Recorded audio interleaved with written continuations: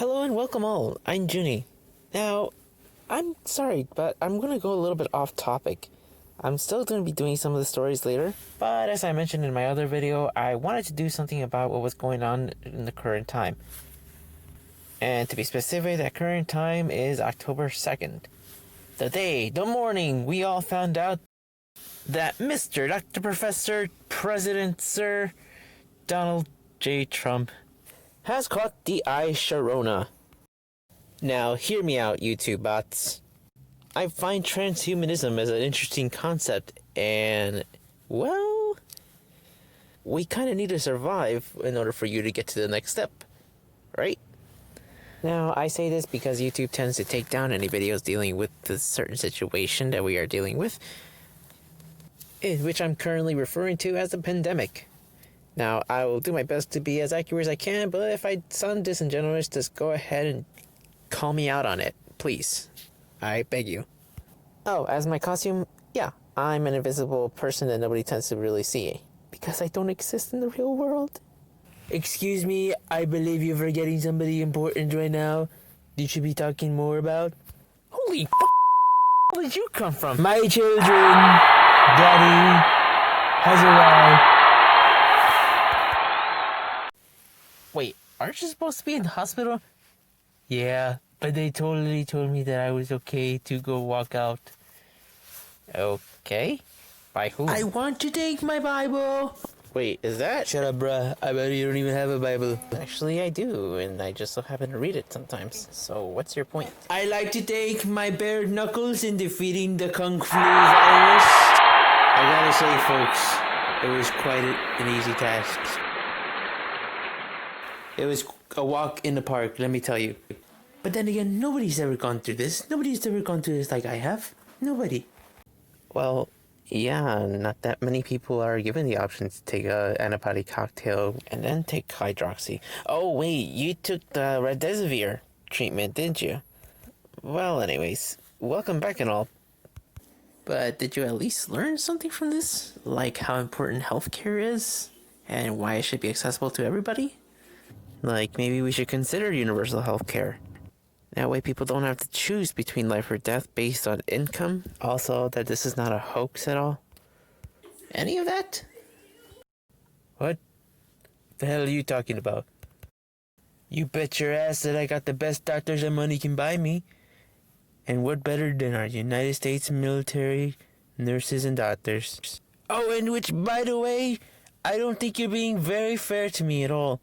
I sent the U.S. military medical staff and everything and a giant boat down to New York, down to Los Angeles. I rest my case. Yeah, but at what cost, though? I mean, you could have sent them over right before hospitals got really overwhelmed. Couldn't you have? But anyway, quit turning the conversation around, please. Why are you wearing that? What? This? Oh, it's just my favorite coat and everything else I like to wear. You look stupid. Take it off. What? You heard me. Take it off.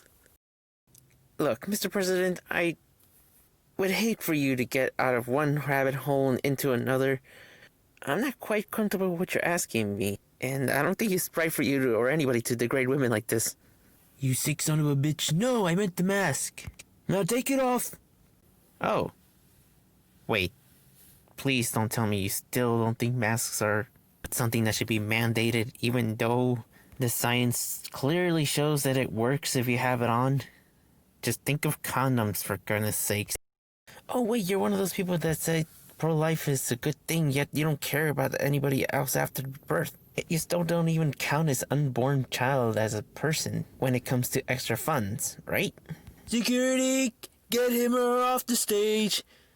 Get him off the stage! Actually, it's both, but... Wait! You can't just take me out of my own house. I'll give you one last time to take it off. Fine. Now that's more like it. Alright, well, can we please go back to talking about your health? Oh yeah, sure, absolutely. Now take it all off. Wait, what? Cue the intro music, please!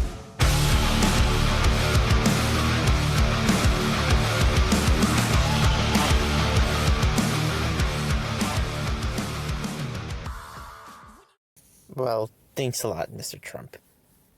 Excuse me? Oh, wait, I'm sorry, President Trump. I was thinking about skipping the intro entirely, but this was something I really wanted to get out there. Hopefully you enjoyed the intro bit. It's something that kind of went through my head, actually, a possibility that could happen. And on Saturday, October 3rd, I watched the medical staff at Walter Reed just explain what's going on and giving a brief about the president's health at the moment. To put it in Sean Conley, the main physician that was on the podium, in his words, he's doing very well. And like many of us, including the reporters that were over there, were just wondering, what does that even mean? Almost questioning the legitimacy of what he was even talking about. I mean, we all thought that he was on oxygen, and then he then says that he wasn't on oxygen on all 3 days. Whether he was on oxygen or not, it still doesn't change the fact that he still tested positive for COVID-19. I mean, not only him, but the First Lady Melania as well. And it doesn't even stop there. The list just keeps growing and growing, and especially those that were really close to him during a recent event. And of course, it's natural for some people to think that, well, he finally got what he deserved. However, if you're a humanist like me, I can't help but to just look at him, and even just listening to his voice that night, something just didn't sit right with me. And yeah, this is the person that downplayed the whole thing and misled the people into thinking that it wasn't something to be taken serious. I understand that he wasn't trying to cause a scene or, create panic and all, but he can at least set the example. I mean, he's holding the highest seat in the office. Now, a lot of people have sent their prayers, wishes, thoughts, whatever you like to call them. Fascinating thing to him was that it came from all sides, which sometimes is a good thing to just put aside your differences and look at the bigger picture. Although I'm not a proponent of prayers, thoughts, and wishes, as they are just wishful thinking, we actually would prefer to say, we want him to get better. But we can't stop there. We need to do something drastic to definitely help us get through this.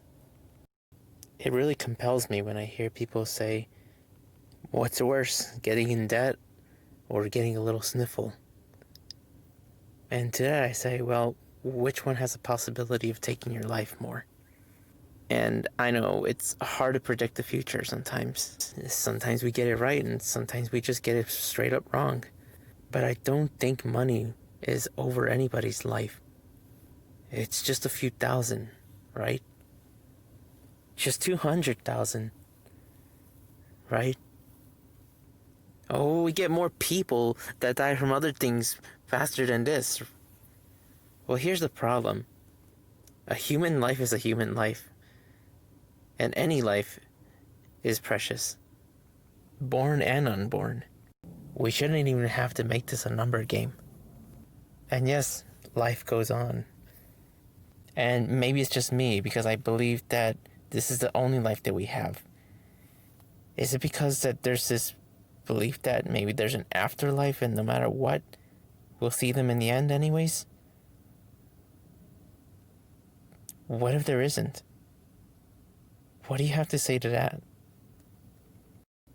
Now, going back on the president's health, I myself want him to recover, but at the same time, I hope that he does think about this, and that maybe he'll start giving a better message out there to people about the seriousness of it.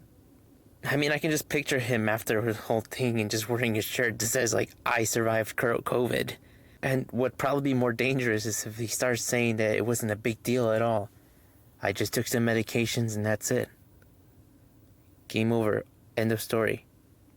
And that people overblow the seriousness of it. And again, that's just dangerous thinking at this point.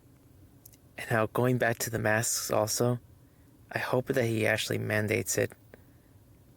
And for people to start physically distancing themselves until we can get this under control. Heck, I think even afterwards, I think it's in best interest of the public to just continue on the same way, because if we can get rid of this, then we can get rid of all the other things that cause us harm too. The mask mandate is there because it works. Now, keep in mind, you gotta wear it the right way.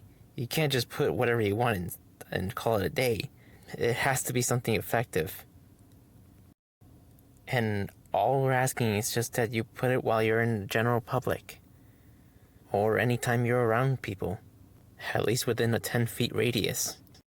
And to all the anti-maskers out there, we're not sheeple. You're trying to say that freedom is over life. Yet you want to follow ideologies that just don't make any sense. And I think you just need to step back and look at the bigger picture. There is not an invisible shield that's going to save you from this. Even masks can only do so much to protect you. There is a reason why we wear them, and why people like surgeons and people like myself who work in healthcare wear them.